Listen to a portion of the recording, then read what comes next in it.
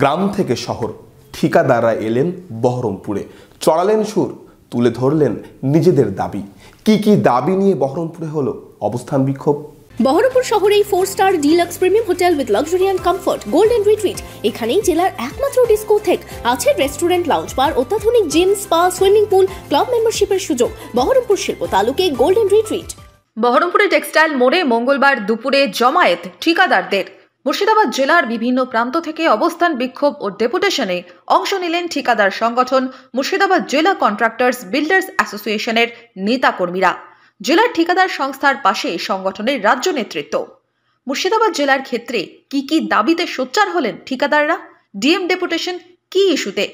আজকে প্রায় 10 বছর হতে চললো আমাদের শিডিউল রেটস বাড়েনি। আমাদের প্রতিবাদ বারবার করে এসেছি, এই প্রতিবাদে আমরা সমবেত হয়েছি, বারবার রাজ্য লেভেলেও আমরা সমবেত হয়েছি।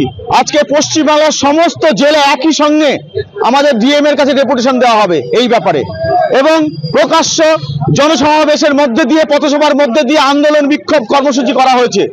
তার মধ্যে দিয়ে আমরা চাই আমাদের যে প্রতিবাদের ভাষা আধিকারিকদের কাছে মধ্যে দিয়ে আমাদের সর্বোচ্চ নেত্রীর কাছে, সর্বোচ্চ সরকারের সর্বোচ্চ সরকার তার কাছে পৌঁছানো আমাদের যে দাবি, যে আমরা এই কম রেটে আমরা কাজ করতে পারছি না।